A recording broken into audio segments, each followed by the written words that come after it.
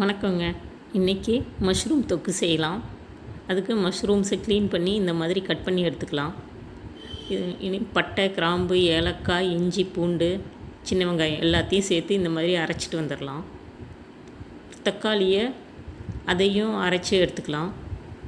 இப்போ ஒரு வாணலியை வச்சு எண்ணெய் ஊற்றி காஞ்சதுக்கப்புறமா கடுகு,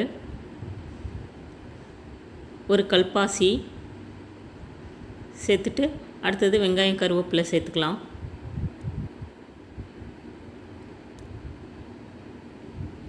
வதங்கினதுக்கப்புறமா நம்ம அரைச்சி வச்சுருக்கிற பேஸ்ட்டை சேர்த்து வதக்கிக்கலாம்.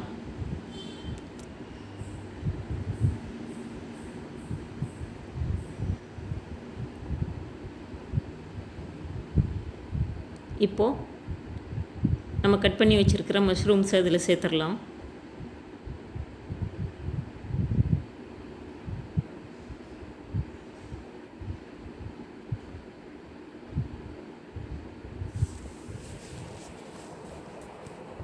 சேர்த்து நல்லா வதக்கினதுக்கப்புறம் ஒரு மூடி போட்டு ஒரு 2 மினிட்ஸ் வெயிட் பண்ணலாம்.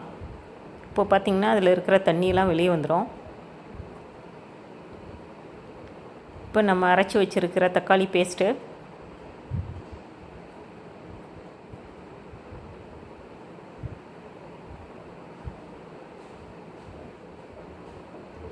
மஞ்சத்தூள்,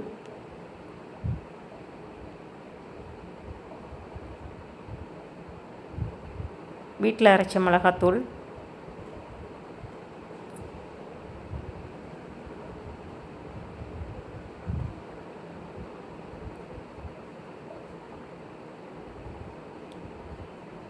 எல்லாம் போட்டு ஒரு கிளறிக்கலாங்க. உப்பையும் இப்போவே போட்டுடலாம் தேவையான அளவு.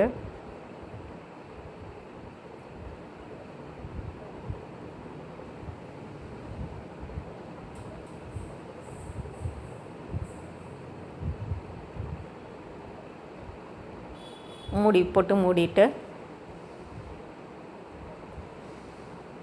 திறந்து பார்த்தோம்னா பார்த்திங்கன்னா சுவையான மஷ்ரூம் தொக்கு நல்லாவே ரெடி ஆயிடுச்சு.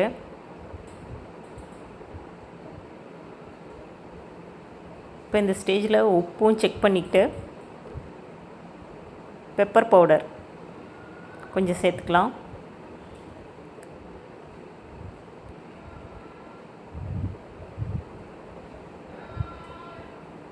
கொத்தமல்லி தூவி இறக்கிடலாங்க. இந்த வீடியோ உங்களுக்கு பிடிச்சிருந்ததுன்னா லைக் பண்ணுங்கள், ஷேர் பண்ணுங்கள், சப்ஸ்கிரைப் பண்ணி வச்சுக்கோங்க. நீங்களும் இதே மாதிரி செஞ்சு பாருங்கள்.